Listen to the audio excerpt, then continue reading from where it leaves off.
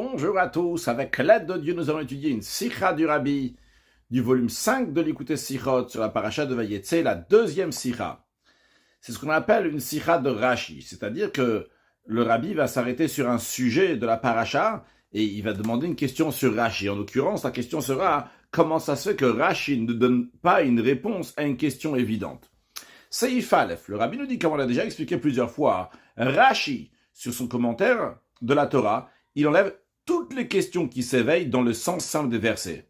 Et si Rashi ne sait pas la réponse dans le sens simple, il peut savoir des midrashim, mais la réponse dans le sens simple, il ne sait pas, eh bien, Rashi dit « Eni odea, je ne sais pas ».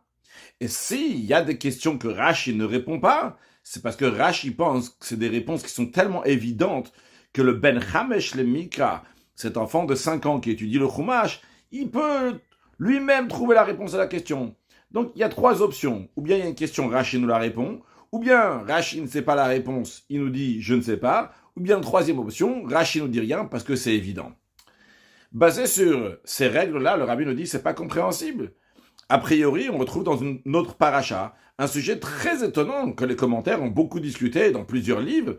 Et dans Rashi, on ne retrouve aucune explication, aucune réponse à cette question. De quoi s'agit-il ? Dans notre paracha de Vayetz, on nous raconte que Yaakov s'est marié avec Léa et Rachel. Puis après ça, il s'est marié avec Bila et Zilpa. Ces 4 femmes-là étaient tous des filles de Lavan, qui était son beau-père. En d'autres mots, donc c'était des sœurs. Et la question est évidente. Les patriarches ont accompli toute la Torah avant qu'elle soit donnée. Et d'ailleurs, Rashi le dit clairement à propos de Yaakov, que Yaakov a gardé toute la Torah, les 613 commandements. Dans ces cas-là, comment ça se fait que c'était permis pour Yaakov de se marier avec 4 sœurs, alors que dans la Torah, il y a une interdiction, Ve'isha elachot alotikach, que tu n'as pas le droit de te marier avec une femme et sa sœur. Alors, juste à noter que dans cette sikha-là, le Rabbi va répondre comment ça se fait que Yaakov s'est marié avec Léa et Rachel. La raison pourquoi il s'est marié avec Bila et Zilpa, ça sera répondu dans l'Écoutez Sichot Cheleke, dans volume 5, dans la paracha de Vayigash. Dans cette sikha, on parlera de la réponse pour Rachel et Léa. En tous les cas, la question du Rabbi ici, elle est comment ça se fait que Rashi ne répond pas à cette question ? Eh bien, qu'au moment où l'enfant il étudie la paracha de Vayetse, il ne sait pas encore cette interdiction-là. Cette interdiction sera bien plus tard dans la paracha de Acharé, dans le livre de Vayikra. Là, on est seulement dans le livre de Bereshit, dans la paracha de Vayetse. Donc, cette interdiction de se marier avec des sœurs, elle sera seulement plus tard. Malgré ça, le Rabbi dit, ça ne va pas répondre au problème que Rashi ne donne pas de réponse, parce que même dans les parachiotes suivantes, on ne retrouve pas que Rashi a répondu à cette question-là. Donc, il faut dire que la réponse est tellement évidente que c'est la raison pour laquelle que Rashi ne nous a pas donné de réponse. Alors c'est vrai que dans les Sfarim, dans les livres, on trouve plusieurs réponses sur cette question-là, mais comme nous allons le voir dans la suite, on ne peut pas dire que Rashi a considéré ces réponses-là des réponses faciles et simples à tel point qu'il n'y a pas besoin de les dire. Parce que premièrement, dans les livres, les commentateurs qui discutent de la réponse à cette question-là, il y a plusieurs opinions, il y a des désaccords, etc., etc. Si il y a tellement de désaccords et plusieurs opinions, c'est-à-dire que c'est pas pachout, c'est pas pshuto shalmikra, c'est pas du tout simple dans le verset, et même dans l'étude de la Gemara, ça serait pas si simple avec tous ces opinions, ces désaccords, etc. Deuxièmement, les réponses qui sont dans ces livres-là ne correspondent pas dans le derech hapshat, dans le sens simple du verset, comme le Rabbi nous le dit dans Seif Bet. Voyons la réponse du Ramban. Nachman, il dit, c'est vrai que les patriarches ont gardé toute la Torah avant qu'elle soit donnée. Mais les patriarches, ils ont gardé les 613 commandements uniquement lorsqu'ils étaient en terre sainte, en Eretz Israël. Yaakov, lorsqu'il s'est marié avec 2, les 4 sœurs, ça c'était lorsqu'il était à Haran, ça lorsqu'il était en dehors d'Eretz Israël. Le Rabbi dit, c'est très dur de mettre ça dans l'opinion de Rashi, parce que Rashi dit clairement, lorsque dans la paracha de Vayishlach, Yaakov est en train d'envoyer des messagers à Esav, il dit, Im Lavan Garti, avec Lavan j'ai habité, le mot Garti, qui est le même lettre que Tariaq 613, il dit, j'ai gardé les 613 mitzvot, c'est-à-dire que quand il était chez Lavan, il a gardé les 613 commandements, donc peut-être d'après le Ramban, Yaakov n'a pas fait les 613 commandements lorsqu'il était en dehors d'Eretz Israël, mais d'après Rashi, Yaakov a oui fait les 613 commandements même lorsqu'il était en dehors d'Eretz Israël. Donc, cette réponse du Ramban ne va pas dans le pshut shalmikra, dans le sens simple du verset. Après, le Rabbi nous dit encore une autre réponse, on retrouve que Yaakov s'est marié avec ces femmes-là pour faire les 12 tribus. Et donc ça, c'était basé parce qu'Hachem lui a dit de se marier avec eux. Mais le rabbi dit, cette réponse-là aussi, elle va pas dans le pshat, dans le sens simple. Et donc si elle va pas dans le sens simple, elle correspond pas au commentaire de Rashi. Alors, parce que, évidemment, c'est vrai que si Hachem lui avait dit qu'il faut se marier avec ces femmes-là, même si ça correspond pas à ce que la Torah a dit, même si c'est contre une mitzvah qui a été ordonnée, bien sûr qu'il faut écouter Hachem. Il n'y a pas de question sur ça. Mais ce que le rabbi dit, on ne trouve nulle part que c'est le cas que Hachem lui a dit, en effet, marie-toi avec cette femme-là. Avec Rachel, avec Bila, Zilpa, après il faut qu'il était déjà marié avec Léa. Et d'ailleurs, au contraire, dans le sens simple des versets, on voit que le fait que Yaakov il s'est marié avec Rachel à la fin, c'est-à-dire après qu'il a eu Léa, parce que son beau-père l'a trompé, Lavan l'a trompé, il a donné Léa à la place de Rachel, et finalement il s'est marié avec Rachel. Pourquoi il s'est marié avec elle? C'était une conséquence du fait qu'il voulait se marier avec elle de base, déjà avant même qu'il s'est marié avec Léa. De la même manière, plus tard, lorsqu'on voit qu'il s'est marié avec Bila, Zilpa, les servantes de Rachel et Léa, il y a écrit Vatiten, etc., Leisha, que la femme, que ce soit Rachel ou Léa, ont donné leurs servantes, enfin, pour Yaakov. Donc c'était pas Mitzad Adibur, c'est pas parce que Hachem il a dit. Donc on peut pas dire dans le Pshut Shalmik, dans le sens simple des versets, que c'est Hachem qui a dit à Yaakov de se marier avec Rachel, malgré qu'il est déjà marié avec Léa, qui peut se marier avec deux sœurs. Donc Siv Gimel, le rabbi, nous propose encore une autre réponse.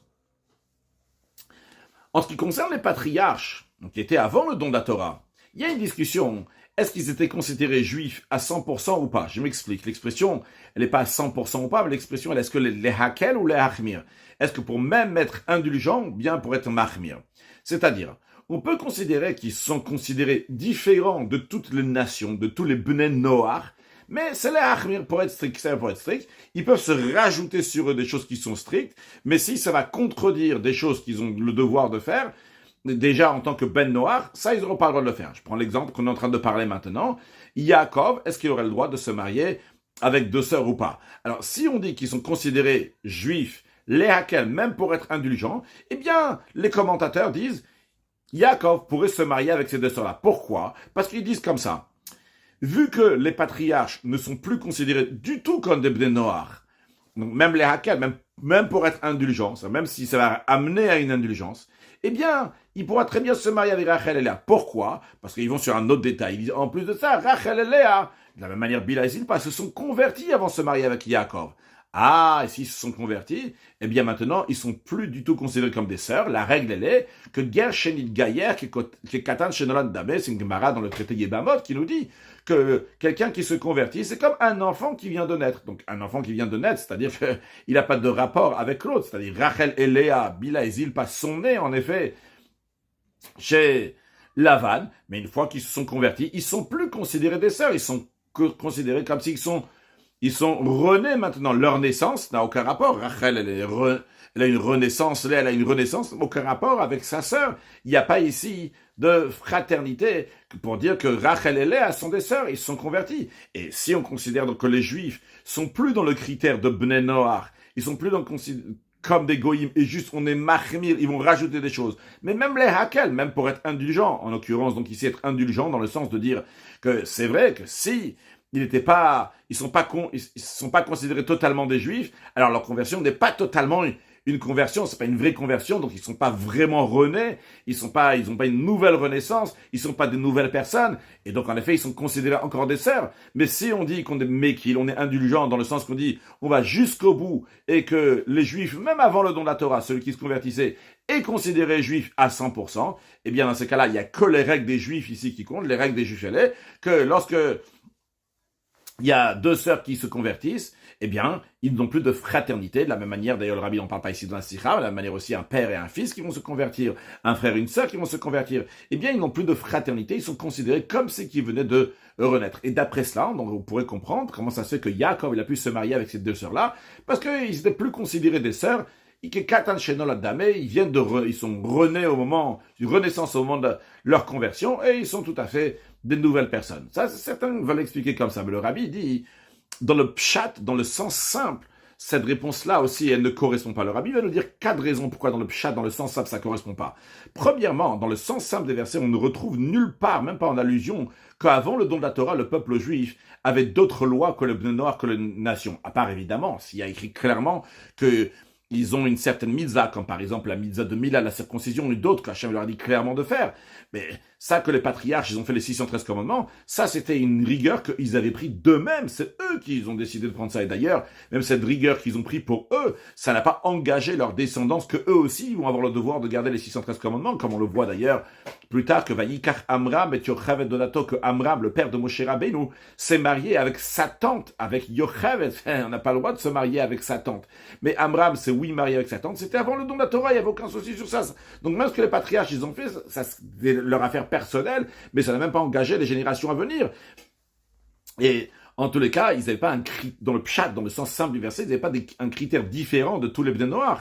Et donc le Rabbi nous dit, vu qu'il n'y a pas un critère qui différencie les Bnei Yisraël, le peuple juif, donc des Bnei Noach, des nations, donc il n'y a pas toute cette notion de guérout, de conversion, elle n'existe pas. D'ailleurs, dans le Rabbi, dans la note 16 étoiles, il nous dit, c'est vrai que dans le commentaire de Rashi au début de Parashat Lech Lecha, il y a écrit Veta nefesh asher asu becharan, l'âme, les âmes que Avraham et Sarah ont fait à Haran.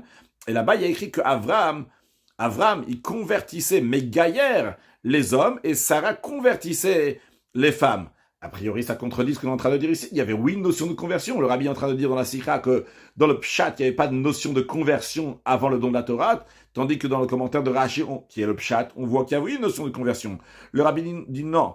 Premièrement, ce commentaire de Rashi n'est pas si pshuto shalmikra, si simple que ça, vu que dans la suite, Rashi dit ou pshuto shalmikra, le sens simple, ça veut dire les serviteurs, les servantes, etc.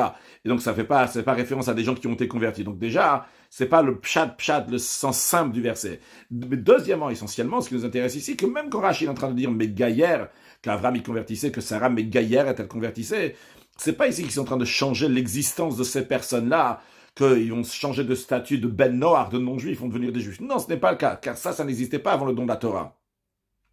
Et d'ailleurs, le rabbi fait remarquer l'expression de Erev Rav, qui est dans la parachat de Bo, que la barache, il explique que ça fait référence à un mélange de personnes qui ont été converties, mais dans le sens que des nations qui ont été converties, qui sont venues, mais là-bas aussi, donc, ils sont mélangés avec le peuple juif.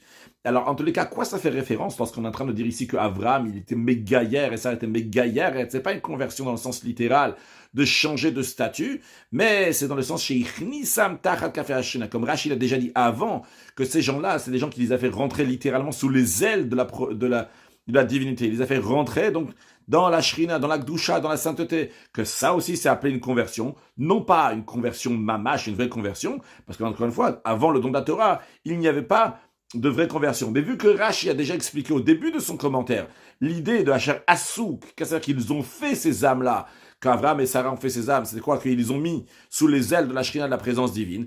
Et Rashi n'a pas dit chez Giran, il n'a pas dit qu'il les a convertis. On comprend dans la suite, quand Rashi est en train de développer que Avraham, il convertissait les hommes et Sarah convertissait les femmes, c'est-à-dire qu'il les convertissait dans le sens qu'il les changeait d'endroit, il les mettait sous les ailes de la présence divine de la Shrina. D'ailleurs, Rabbi conclut la note, juste à noter que dans la traduction de Onkelos, la traduction araméenne, qui d'ailleurs cette traduction-là est plus proche du Pshut Shalmika du ensemble de versets, il y a d'autres traductions aussi en araméen, le Targum Yonatan Ben Ozia, le Targum Yerushalmi, mais ils ne sont pas si simples, dans le sens qu'ils ne sont pas proches du Pshut Shalmika du ensemble du verset, mais Targum Onkelos, la traduction de Onkelos en araméen qui est proche du ensemble du verset, qu'est-ce qui traduit Asher Asu Becharan?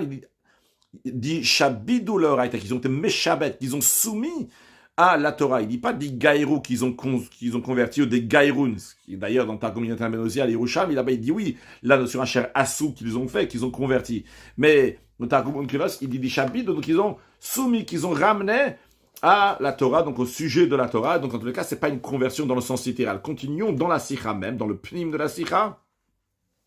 Le rabbi rajoute dans la parenthèse en crochet, il dit que même si tu vas dire que ça même qu'ils ont reçu sur eux de faire les 613 commandements, ça c'est considéré une conversion, mais ça n'a pas l'esprit de dire que le fait qu'ils ont pris sur eux de faire les 613 commandements, que cette idée de prendre sur eux de faire les 613 commandements, c'est une khumra, c'est une rigueur. On ne peut pas dire qu'en même temps, ça va amener une kroula, une indulgence, de dire que Gershenit Gaïr qui Katan Shenolad, que quelqu'un qui s'est converti, il est considéré comme un enfant qui vient de naître, que ça serait une kroula, ce serait une indulgence. Bien dans la parenthèse, le rabbi dit bien que concrètement, dans ce cas-là, ce n'était pas une kroula, ce n'était pas une indulgence, parce que les Bnei Noach, en tant que goy, ils ont le droit de se marier avec deux sœurs. Malgré ça, vu que le tochen, vu que le contenu, l'idée de Gershen Gaïr Katan Shenolad, finalement c'est une kroula, c'est une indulgence. Alors Rabbi dit, c'est dur de dire que ce din-là va va se poser sur eux, Chalalem va se mettre sur eux, même en ce qui concerne un din qui n'est pas de Kula. C'est-à-dire, le principe, il est que, vu on va pas prendre ça quelque chose de Kula, même si ça va amener à quelque chose qui n'est pas une Kula, eh bien, quand même, ce din-là va pas prendre effet. Donc, en deux mots, le Rabbi nous dit la première des choses déjà, on peut pas dire dans Rashi qu'il y a une différence entre avant le don de la Torah, entre un juif et un non-juif, entre un ben Noach et ils avaient le même statut, tout le monde, il n'y a pas de différence de statut. Deuxièmement, le Rabbi nous dit, on retrouve pas que Rashi, dans son commentaire sur la Torah, ramène cette loi-là de guerre chez Gaïer, qui est Katan chez Nonadame, que quelqu'un qui s'est converti est comme considéré un enfant. De 3, qui va après dans l'esprit de 2 aussi, le Rabbi nous dit dans le sens simple des versets, on retrouve nulle part que par une conversion, quelqu'un qui se convertit, il est considéré comme quelqu'un qui vient de naître. Et c'est le contraire du mouchach, du pshat, du sens simple. Quand quelqu'un se convertit, tu vois pas qu'il vient de renaître. Quelqu'un qui s'est converti, a priori, c'est la même personne. Le Rabbi nous dit dans la parenthèse, et comme on peut voir aussi du fait qu'Akadosh Baruch Hu, il a dit à Avraham Avinu, que tu vas rejoindre tes ancêtres. C'est-à-dire que Terach, le père de Avraham, il est mentionné dans le verset en tant que père de Avraham. Même après qu'Avraham s'est converti, on ne dit pas Avraham s'est converti, ça c'est une nouvelle personne, il a aucun rapport avec ce qu'il y avait avant. Non, on dit Terach c'est encore son père, et le fait qu'il a fait tchouva, c'était une bonne nouvelle pour Avraham quand Terach il a fait tchouva. Et encore plus que ça, on voit que Dieu l'a promis à Avraham, tu vas rejoindre tes ancêtres. C'est une bonne nouvelle, c'est une bonne chose pour Avraham. Alors on aurait pu dire Avraham il a aucun rapport, ça c'est fini avec Terach. Non, il a encore un rapport avec Terach, même après qu'il s'est converti. Donc on voit qu'il n'y a pas cette notion-là de guerre chez l'Ilgaïek et Katan chez Noladame, quelqu'un qui s'est converti comme une nouvelle personne avant le don de la Torah dans le pshat en tous les cas. Quatrièmement, le Rabbi nous dit encore une quatrième raison pour dire qu'on ne peut pas répondre que les sœurs se sont converties, c'est la raison pour laquelle que Yaakov pourrait se marier avec ces deux sœurs-là. Le Rabbi nous dit parce que c'est vrai, il y a plein d'interdictions de se marier avec des membres de la famille, des femmes de la famille. Mais la raison pourquoi on n'a pas le droit de se marier avec deux sœurs, elle est bien précise dans la Torah. La raison, elle est pour pas qu'on va être l'itzror, on va pas les, comme ça, faire qu'ils vont devenir une tsara l'une à l'autre, une rivale l'une à l'autre. C'est-à-dire que deux sœurs, ils s'aiment naturellement. C'est un amour naturel qui existe entre deux sœurs. Lorsque quelqu'un va se marier avec deux sœurs, il va faire que, vu que c'est deux femmes, maintenant, deux femmes de la même personne, ils sont rivales et ils se détestent l'une à l'autre. Donc c'est la raison pour laquelle que la Torah, elle dit que tu n'as pas le droit de te marier avec deux sœurs. Donc d'après le pshat, le Rabbi nous dit, même si tu vas dire qu'avant Matan Torah, ok, disons, imaginons, qu'avant Matan Torah, Gersheni Gaïer qui Katan chez Nonadam, quelqu'un qui s'est converti, il est considéré comme quelqu'un qui vient de naître. Mais le Rabbi nous dit, ok, ça tu peux dire peut-être pour d'autres interdits. Mais en ce qui concerne les deux sœurs, ça, même si tu vas dire qu'ils sont considérés comme des nouvelles personnes, allez, disons, mais vu que deux sœurs qui sont converties, il y a quand même un amour naturel, eh bien, ça serait interdit de se marier avec eux parce que tu vas les rendre rivales. Donc, même s'ils sont convertis, ça ne va pas nous aider. Et d'ailleurs, le Rabbi nous dit dans le 23 que d'après ça, même de nos jours, lorsqu'un il se convertit, il devrait y avoir l'interdiction biblique de se marier avec deux sœurs. Mais le Rabbi dit que velo matzat izebeshuma comme la tata. Pour l'instant, il n'a pas trouvé ça nulle part. Ok, donc la quatrième raison, c'est un peu plus précis que ce que j'ai dit. J'ai dit que la quatrième raison, elle est encore une raison pourquoi on ne peut pas dire que quelqu'un qui s'est converti avant Matan Torah, il est considéré comme quelqu'un de nouveau. Ça, au contraire, dans la quatrième chose, le Rabbi nous dit que même si on va considérer quelqu'un qui s'est converti avant Matan Torah comme quelqu'un de nouveau, mais malgré cela, on ne pourra pas dire ça pour deux sœurs, ça ne va pas aider pour répondre le fait que Yaakov s'est marié avec deux sœurs. Non, alors quelle est la réponse? Et une réponse passable dans le sens simple des choses. Eh bien, Seif Dalet, le Rebbe nous dit la réponse, l'explication est la suivante. Le Rabbi fait une introduction avant de nous donner la réponse directement comme ça. Il dit ça que les patriarches, ils ont pris sur eux d'accomplir toute la Torah avant qu'elle soit donnée. Comme on l'a dit avant, c'était une rigueur qu'ils ont pris sur eux. C'était un rajout. Un rajout, donc, dans un midat chassid ou dans un comportement de zèle qui venait des patriarches. Et c'est la raison pour laquelle, d'ailleurs, que vu qu'ils ont fait ça en tant que quelque chose de zèle, c'est pour cela que c'est considéré comme un mérite pour eux. Comme il est dit, Ekev, Hashashama Avraham et Kol Hashem, il dit, parce que Avraham, il a écouté ma voix, il a gardé Mishmarti, il a gardé mes ordres. C'est-à-dire que c'était pas évident, c'était pas une obligation à le faire. Maintenant, vu que c'était un rajout qu'ils ont pris sur eux, quelque chose de rigoureux, on comprend évidemment que lorsqu'une certaine mitzvah, qu'ils n'ont pas eu l'ordre de faire, elle est contradictoire avec une mitzvah qu'ils ont, oui, eu l'ordre de faire, eh bien, évidemment, qu'ils ne vont pas faire la mitzvah, qu'ils n'ont pas reçu l'ordre de faire. Car il est évident que quand on prend quelque chose sur soi, on est plus rigoureux, ça ne peut pas enlever quelque chose que tu es obligé de faire. C'est-à-dire, ce que le Rabbi est en train de dire ici, il y a des choses que tu es obligé de faire. Tu veux rajouter à faire des choses, avec plaisir, rajoute. Mais si toi, tu rajoutes des choses, on t'a rien demandé, toi, tu as décidé de rajouter. Mais ce que tu as décidé de rajouter, ça contredit ce qu'on t'a déjà ordonné de faire. Tu veux pas dire, non, moi j'ai pris sur moi, et je suis plus strict dans un autre domaine, c'est vrai qu'on m'a demandé ça, mais non, ça me convient pas. Ça te convient pas, on t'a rien demandé, c'est toi qui as voulu rajouter des choses. Tu veux rajouter des choses avec plaisir, mais ça ne veut pas contredire quelque chose qu'on t'a déjà dit de faire. Donc, en d'autres mots, dans un tel cas, dans le cas où se présente une chose qu'on m'a demandé de faire, une chose qu'on m'a pas demandé de faire, mais que je veux faire par zèle, il est évident qu'à ce moment-là, si je veux vraiment faire du zèle, je veux être plus strict, plus rigoureux sur moi-même, eh bien, justement, cette rigueur et faire du zèle, ça serait de ne pas faire ce que j'ai décidé de rajouter, mais de faire ce qu'on m'a dit de faire, que ça ne soit pas contradictoire, ce qu'on m'a oui ordonné. Et avant d'arriver à la réponse donc de Yaakov et de deux sœurs, le rabbi nous dit, voyons cette idée-là chez Avraham Avinu. C'est connu la question, comment ça se fait qu'Avraham, il a fait toute la Torah, tout ce que Dieu lui a dit, mais la circoncision, la Brit Mila, il l'a pas fait, tant que Dieu lui a pas dit. Pas seulement ça, en plus, il y a écrit avant, va Yishvar Mishmarti, Dieu il a dit, il a gardé mes gardes. Ça, il a gardé les 613 mitzvot. Il a gardé les 613 mitzvot, mais tiens, la Brit Mila, il a pas fait la Brit Mila. Il a pas fait la circoncision. Non, va Yishvar Mishmarti, il a oui gardé ce que je lui ai demandé de faire. Mais non, a priori, il a pas gardé, vu que il n'a pas fait la Brit Mila. Eh bien, le rabbi dit, c'est simple la raison pourquoi Avraham Avinu n'a pas fait la Brit Mila avant que Dieu lui a ordonné.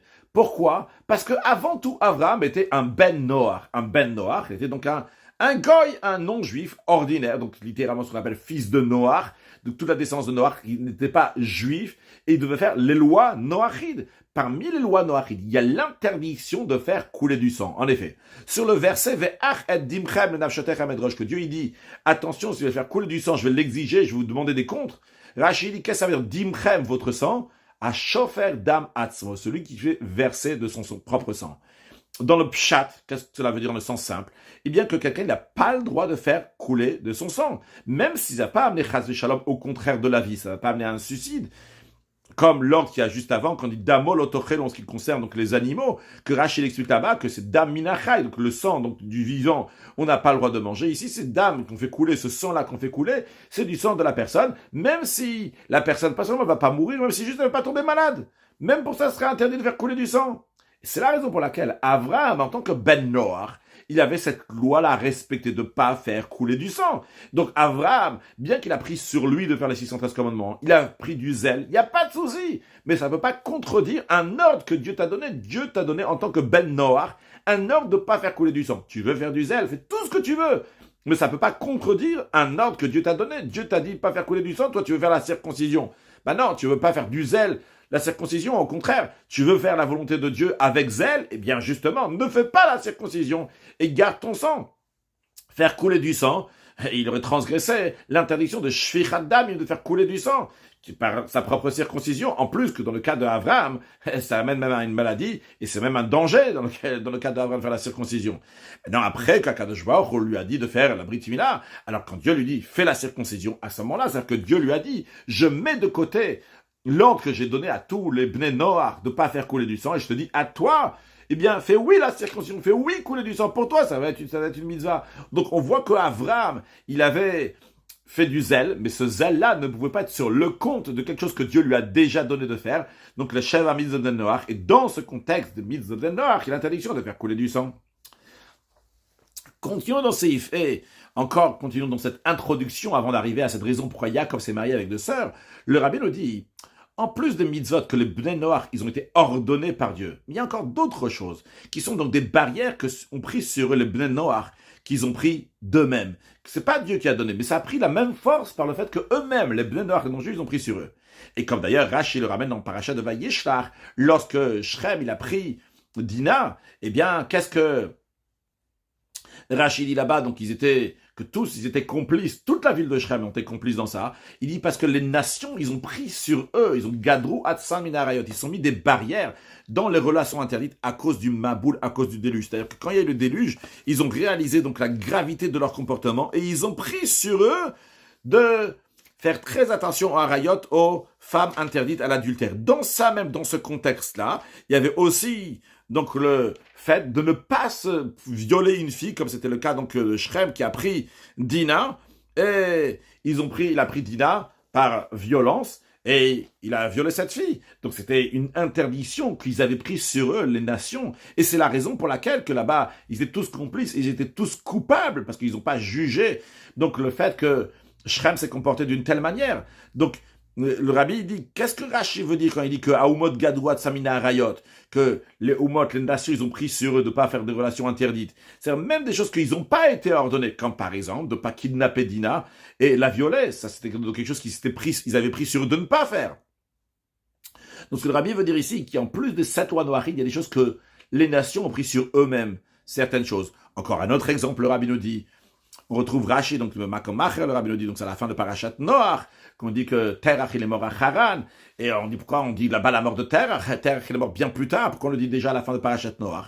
Rashi dit, pour pas que tout le monde ça va être mefoursam, que tout le monde va voir, que ils vont dire Avram Avinu il n'a pas accompli donc le respect de ses parents, parce que déjà dans Parashat on dit de Lech Lecha il est parti de chez ses parents, alors que son père encore revient. Alors on dit à la fin de Parashat Noach, Vayamot Terach Becharan que Terach il est mort. Après on dit qu'Avram Lech Lecha il est parti. Mais pourtant, si on parle des Juifs, eux ils ont reçu Kiboudav de respecter les parents. C'est uniquement à Mara. Mara donc c'était un endroit où les Juifs étaient entre la sortie d'Égypte et le don de la Torah. Alors pourquoi on a besoin de s'inquiéter? Qu'est-ce que les gens ils vont dire que Avram il n'a pas respecter son père? Eh bien, la réponse, elle est, parce que Kiboudav, respecter les parents, ça faisait partie des choses et des comportements, des bons comportements qu'ils ont pris sur eux-mêmes, le Ben Noach.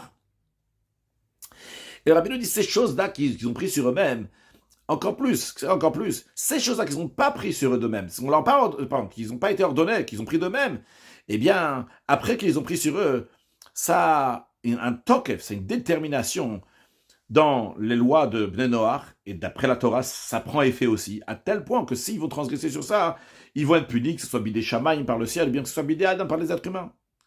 Donc, suite à ça, le rabbin nous dit, on comprend, mais pas tout, on comprend simplement que si l'accomplissement d'une certaine mitzvah, que les patriarches ont pris sur eux, ils ont pris sur eux de faire les 613 mitzvot, s'il y a des 613 mitzvot qu'ils ont pris sur eux, ça va être contre une bonne chose qu'ont pris sur eux toutes les nations, eh bien, ça serait interdit aux patriarches de faire ce zèle, de faire cette khumra, de prendre ça sur eux. Parce que ces choses-là qu'ils ont pris sur eux, elle est très importante. Ça prime sur ce que les patriarches ils ont pris sur eux-mêmes. C'est-à-dire tous les Bnei Noach, ils ont pris quelque chose. Quand ils ont pris sur eux de faire quelque chose, eh bien, ça prime sur le fait que les patriarches, ils ont rajouté du zèle et de prendre les 613 commandements. Et basé sur ça, le rabbi nous dit dans Seif Vav, la réponse pour Yaakov. Car à savoir que parmi les choses qu'ont pris sur eux de faire attention, les nations du monde, c'était faire attention de ne pas se mentir. Un engagement, c'est un engagement. Il ne faut pas tromper l'un à l'autre. D'ailleurs, quand on peut retrouver dans la paracha, lorsque Lavan, il a trompé Yaakov à la place de lui donner Rachel, il lui a donné Léa, Yaakov, il a argumenté à Lavan, il lui a dit, V'la Mari mitani, pourquoi tu m'as menti, pourquoi tu m'as trompé? Et Lavan, qui était lui-même un ramaï, c'était un menteur. Il a dû répondre de son comportement, il a dû se justifier, il a dit « Ah, Loya, c'est qu'un vivre comme nous, ça se fait pas de faire ça chez nous, de marier la plus jeune avant celle qui est plus âgée. » Il n'a pas pu comme ça s'en sortir facilement, parce que ça se fait pas de tromper l'un l'autre. Un engagement, c'est un engagement. Alors, basé sur cela, que parmi les choses que les nations ont pris sur eux, c'est qu'un engagement, c'est un engagement, il ne faut pas tromper l'un l'autre, il ne faut pas mentir l'un à l'autre, on va comprendre pourquoi Yaakov il s'est marié avec Rachel. C'est vrai qu'il y a une interdiction dans la Torah, Ve'isha lachot alotika, de pas se marier avec deux sœurs. Et c'est vrai que Yaakov, il a pris sur lui de faire les 613 commandements. Mais Yaakov, il a promis à Rachel de se marier avec elle. Il lui a même donné des signes par rapport à ça, pour qu'il ne va pas se tromper avec Léa, il ne va pas se faire avoir. Donc, si Yaakov n'allait pas accomplir sa promesse, il aurait transgressé une chose que tous les Noachim ont pris, de mentir, un engagement qu'il a pris envers Rachel. En plus, le rabbi rajoute en parenthèse, en plus que du fait, en conséquence de cela, elle risque Rachel de tomber chez Esav, et ça lui a fait une grande souffrance. On comprend donc que la chumra, le zèle, la rigueur qu'a pris Yaakov sur lui de garder Ve'isha lachot alotika, de pas se marier avec deux sœurs, eh bien, il ne pouvait pas l'accomplir à ce moment-là. Parce qu'il y a un accomplissement qui est prime sur ça, qui est plus important, c'est le fait de garder les règles que les nations ont prises sur eux. Les nations ont pris sur eux de ne pas se tromper. Un engagement, c'est un engagement. Tu t'es engagé envers Rachel, tu es obligé de te marier avec elle. Ah, Yaakov dit, mais moi, je suis plus religieux, j'ai pris sur moi des choses. Super, tu as pris sur toi des choses en plus. Mais les choses que tu as pris en plus ne peuvent pas être au détriment des choses qu'on t'a ordonné de faire. C'est vrai que c'était pas un ordre de cette loi noire. C'était une chose qui avait été prise parmi les nations. Ces choses qui ont été prises par les mêmes noirs, ils ont le même tokef, la même détermination des choses que Dieu a ordonné de faire. À noter que dans la note 45, le rabbi dit, il ne faut pas demander une question, il écrit Tariag mitzvot shamarti. Rashi dit 613 mitzvot, j'ai gardé. A priori, s'il a gardé 613 mitzvot, il ne les a pas gardé 613 mitzvot. Alors le rabbi dit, si on remarque, Rashi, il dit pas kiyamti, j'ai accompli, il dit shamarti, gardé. Et justement, qu'est-ce que ça veut dire garder? Garder, c'est garder ce que les 613 commandements te disent. C'est-à-dire que des fois, il y a des commandements qui te disent de faire certaines choses. On va donner un exemple. Par exemple, lorsque quelqu'un il est en danger de mort, eh bien, on profane le Shabbat. C'est qui te dit profane le Shabbat? C'est le Shabbat lui-même qui te dit profane-moi pour sauver la vie de l'autre. Ici aussi, l'interdiction de prendre deux sœurs, elle te dit non, non, non.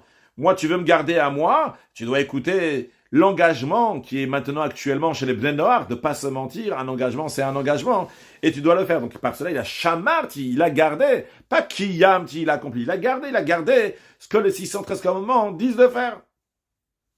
C'est Usaïn, le rabbi conclut avec un enseignement formidable pour chaque juif. Et le rabbi dit que cet enseignement, il est avec évidence.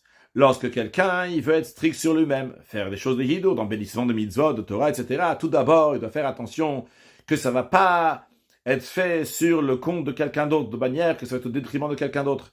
Au contraire, on voit clairement la raison pourquoi Hachem, il a aimé Abraham. Il a écrit qu'il y est datif, je l'aime.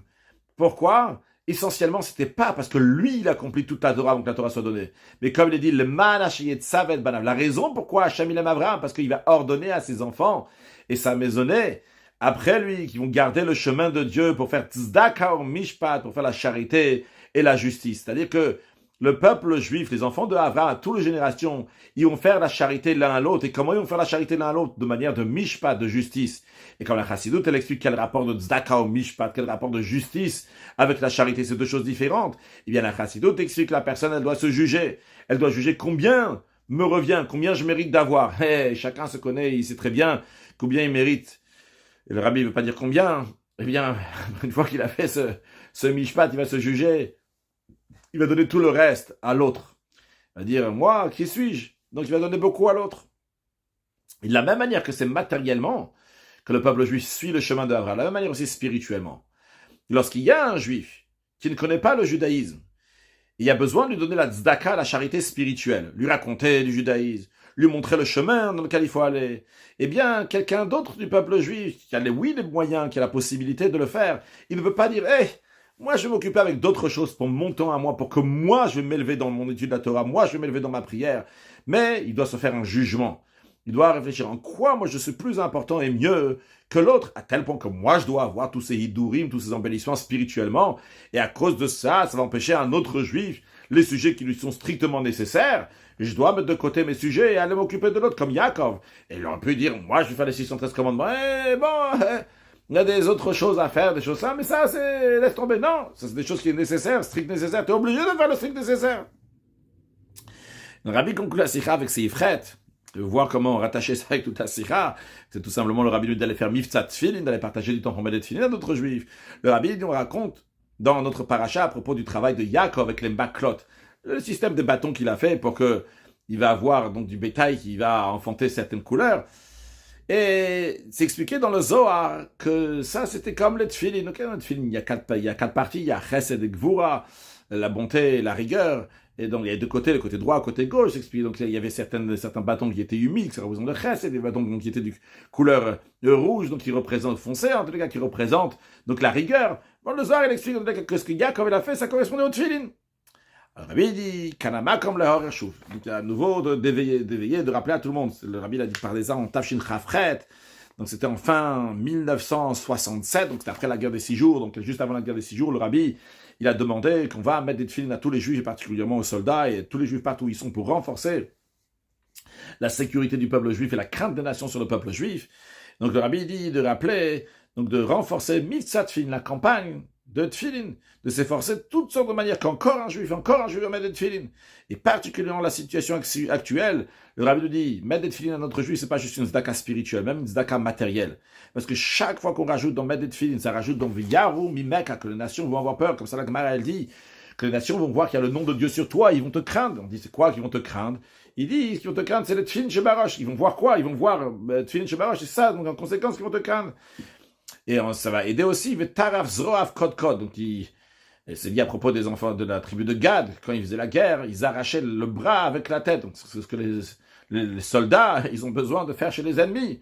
Et d'ailleurs, le rabbi ramène dans la note 50, Yilchot Ktanot du Roche, Yilchot Tfilin, Siman Tedvav, il dit là-bas que grâce à la mise de Tfilin qu'on met sur le bras et la tête, et Tikunan, s'arranger, faire ce qu'il faut avec, eh bien, ça va s'arranger, ça va se faire, se concrétiser dans les gens de la guerre, Tarav Zroa Avkot, qu'ils vont arracher le bras avec la tête, donc c'est-à-dire qu'ils vont tuer les ennemis. Donc le rabbi nous dit que par le mérite de mettre des tefilines, ça va mettre la crainte sur les ennemis du peuple juif, et le peuple juif va les vaincre. Et ça, le rabbi nous dit, c'est une préparation pour la venue de Mashiach Tzidkeinu. Qu'après la venue de Mashiach et à travers la venue de Mashiach, on va voir la précision que le rabbi veut dire, à travers la venue de Mashiach va venir la fin de l'exil, et après cela, le rabbi souligne après cela, comme le Rambam dit clairement, va commencer la Tralta di Geoula, le début de la délivrance, et après cela, il y aura la Geoula, Mitit Vashrema, il y aura la délivrance totale, et après cela, et par Mashiach, il y aura le rassemblement des Galouyot, des exilés, Bekarov Mamash Bagal Didan très prochainement. Donc, le rabbi nous a répondu à la question de Yaakov simplement. Le Ben Hameshlemi qui a pu trouver cette réponse-là, c'est évident. Le Ben Noach, il a pris sur lui de ne pas mentir. C'est un engagement, c'est un engagement. Yaakov devait se marier avec Rachel, même s'il a pris du zèle sur lui. Donc ça, c'est répondu. À la fin de la sikha, le rabbi nous a pris l'enseignement que on doit mettre notre zèle de côté pour aider un autre juif dans ce qui est nécessaire. Et après ça, le rabbi nous parle de Tfilin, et à la fin, il nous dit que c'est une préparation pour Mashiach, il y a à travers Mashiach. Qu'est-ce que le rabbi veut dire ici? C'est expliqué longuement dans la note 51, une note qui explique, qui éclaire la manière comment Mashiach va venir. Le rabbi n'est pas d'accord qu'à Tralta de Geoula, le début de la Geoula, c'est en 1248, lorsqu'il y a un État d'Israël qui a été fait, et que bien le fait qu'il est extraordinaire, c'est vraiment quelque chose d'une Geoula en soi-même, que des Juifs ont pu être libérés, venir en Eretz Israël, se trouver dans un endroit dans lequel ils sont en sécurité. Mais le rabbi, ça, c'est pas à Tralta de Geoula, c'est pas le début de la Geoula. Le début de la Geoula, ça c'est dans le Rambam, ce que le rabbi nous explique dans la note 51. Le Rambam nous dit de voir dans le Rambam, Psak din Baor Bazel. Le rabbi dit que c'est dit clairement, en tant qu'un psak halakha, tranché dans la halakha, il y a écrit qu'il y a Mod Malach Mebet David, qu'il va y avoir un roi de la lignée de David. Donc ça veut dire qu'il y a le Mashiach. Ce Mashiach-là, il a des critères, que Hogeba Torah, va suivre la mitzvot, il utilise la Torah, il fait les mitzvot de manière extraordinaire. Mais Yaakov Kol Yisrael Leleba, il va forcer, influencer surtout le peuple juif d'aller dans le chemin de Torah mitzvot, le Chazik Bidka, de renforcer les fentes, les failles.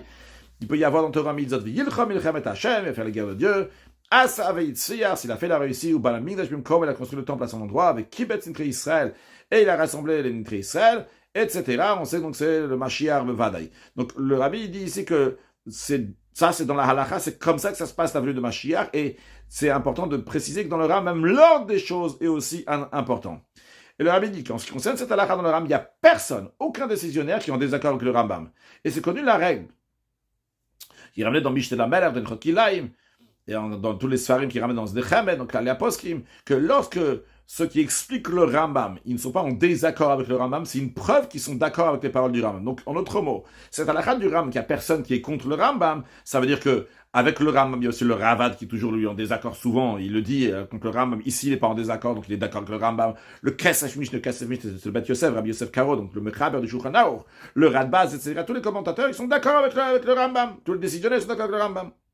Donc, quand on cherche c'est quoi la halakha, comment les choses doivent se passer, ça c'est dans les poskim, dans les décisionnaires. Ce n'est pas dans les midrashim, des paroles de nos sages, même si c'est un sujet qui est dans la Gemara, et dans un sujet très profond dans la Gemara, sugyot hamurot shebeshas, c'est pas là-bas qu'il faut chercher.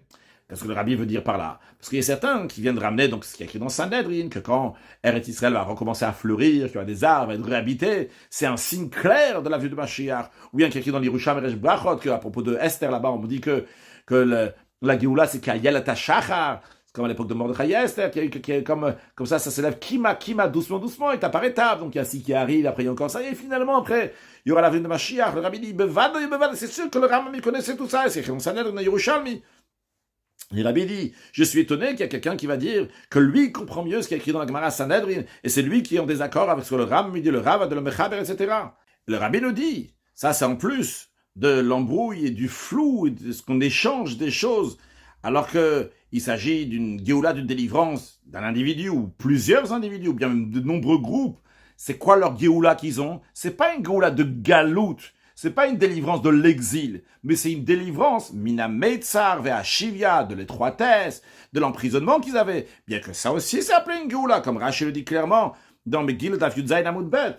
Quand la Barash il explique pourquoi on a fixé la 7e bénédiction qui parle de Géoula, parce que la Géoula est liée avec le 7e année, donc du cycle de 7 ans. Et donc, en tous les cas, Rashi dit, bien que c'est pas une Géoula totale, une Géoula personnelle, mais c'est aussi une Géoula, c'est aussi une délivrance. Mais Rabbi dit, on peut pas comparer ça avec une Géoula, avec une délivrance mina galou de l'exil. C'est quoi la raison de l'exil? C'est à cause de nos fautes qu'on a été exilés. Et comment on va être délivré? C'est par Mashiach Tzidkeinu. Et le Rabbi nous dit, en plus de l'embrouille, quand on parle d'Atchalta de Géoula, le début de la délivrance qu'on retrouve dans plusieurs endroits de parole de nos sages, c'était, si on va aller voir ça, on va retrouver, il y aura Atchalta de Géoula juste après la destruction du temple, l'instant après. Comme c'est dit clairement dans Ikaraba, Echaraba, c'est un midrash, dans lequel il dit que lorsqu'à meugler la vache du juif, la première fois, l'arabe lui a dit que il faut arrêter de travailler parce que ton temple a été détruit quand elle a meuglé. Une deuxième fois, l'arabe lui a dit, maintenant, Nolad Moshiach ve'Golan shel Israël, le libérateur du peuple juif, il est né. Et il dit même son nom là-bas, ça s'appelle Menachem, il dit sa ville, il raconte comment cette personne-là, il est parti chercher cet enfant, etc. Donc, Rabbi nous dit, on voit là-bas, il y a déjà eu une Atchalta de Géoula. Et c'est pas Stam une agada comme ça, une histoire. C'est une histoire qui a des conséquences halachiques, vu que c'est la raison pour 3 halachot, le Rabbi nous dit. Premièrement, le fait qu'on dit Nachem à Mincha de Tisha B'Av, et non pas à Shachit, à Arvit de Tisha B'Av. On dit pas Nachem Hashem Elokeinu, etc., Yerushalayim. Quand est-ce qu'on dit Nachem? Rabbi Chaim Vital, il ramène au nom du Arizal, ça ramène dans Birkei Yosef, dans Zachor Avram aussi. C'est quand est-ce qu'on dit? C'est à Mincha de Tisha. Pourquoi à Mincha Tisha B'Av spécialement? Parce que la destruction du temple, elle était à l'après-midi de Tisha B'Av. Et c'est à ce moment-là qu'est né le Mashiach qui est appelé Menachem. C'est la raison pour laquelle qu'on dit Nachem, Davka, à Mincha de Tisha B'Av. Deuxième chose, Kiddush Levana, la bénédiction de la lune, on la fait une fois par mois, on peut la faire à partir du 7e jour du mois, il y en a qui font la même à partir du 3e jour du mois, mais on n'attend pas en général jusqu'au 9-10 du mois. Ici, on attend jusqu'à la sortie de Tisha B'Av. Pourquoi? Parce que Kiddush Levana, cette bénédiction-là, elle est liée avec le renouvellement du peuple juif, qui est liée avec la venue de Mashiach. On attend la naissance du Mashiach à l'après-midi de Tisha B'Av, et après seulement on fait cette bénédiction-là. Encore une 3e halakha, qui est ramenée dans ce Dechemed. Il dit, quelqu'un qui est déjà un shidur, il connaît déjà une fille, une femme, et il n'a pas encore d'enfant, il y a de quoi avoir peur que peut-être le shidur, il va se rompre, eh bien, on fait le mariage à la sortie de Tisha B'Av.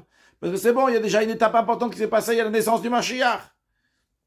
Donc, qu'est-ce qu'on voit ici, le Rabbi nous dit? Il y a eu un tralta, il y a eu le début de la Géoula, c'est pas une histoire, c'est une histoire qui avait des conséquences halachiques. Mais malgré cela, après ce début de Géoula que naît le libérateur du peuple juif, ça a commencé l'exil amer, que Dieu nous préserve. Et cette idée-là qu'on est en train de dire qu'il peut y avoir quelque chose d'extraordinaire qui se passe, mais on est encore en exil, on peut la retrouver dans ce qu'on dit au nom du Admor Hazaken, c'est dans Pelach Harim de Rabbi Hillel Paritcher. Il dit, au nom de l'Admor Hazaken, que des Neshamot qui sont très très hautes, comme par exemple Rabbi Shimon ben Yochai, chez eux, le temple n'a pas été détruit du tout. Malgré ça, Rabbi dit, on voit clairement que il a dû se sauver, il a dû se cacher dans la grotte pendant 13 ans à cause des cris romains. Donc on voit ici qu'il peut y avoir une atchalta de Géoula, ce qu'on appelle une atchalta, mais c'est pas une atchalta de Géoula de Galout, c'est une atchalta de Géoula, c'est quelque chose de bien qui arrive. Mais c'est pas une atchalta de Géoula, la Géoula qu'on attend avec Mashiach Tzidkeinu. Donc il ne faut pas confondre tous ces atchalas, ces débuts de Géoula, avec l'atchalta de Géoula mina Galout, la Géoula qui va sortir de l'exil. Quand on dit une délivrance, une Géoula, c'est une Géoula qui va mettre fin à l'exil, qu'après il n'y aura plus d'exil. Le Rabbi dit de regarder dans le traité Megillah, Bashishit Kolot Bashvit, quand on parle donc des 7 ans, le processus donc avant la venue de Mashiach, on dit que Bashishit Kolot, qu'il y a des bruits. Et on dit, c'est quoi ces bruits-là, là-bas? Le Rabbi dit de regarder dans Rashi en Sanhedrin, c'est-à-dire que là-bas on dit, il y a des bruits, que Ben David bat, que Mashiach il arrive. Donc ça passe par Mashiach, que Mashiach il amène la Géoula. Le Rabbi conclut, Yehiratson, qui va se renforcer la Emouna et l'attend de la Géoula, à l'idée de Mashiach Tzidkeinu, la vraie Géoula, qu'on attend par Mashiach Tzidkeinu, et ça même qu'on attend, on a la Emouna, eh bien, ça va empresser sa venue, comme le Rabbi précédent, il dit dans une sikha de Achron Shel Pesach, le fait même d'avoir la Emouna, de l'attendre, ça mène, ça empresse la venue de Mashiach. Now, une excellente journée.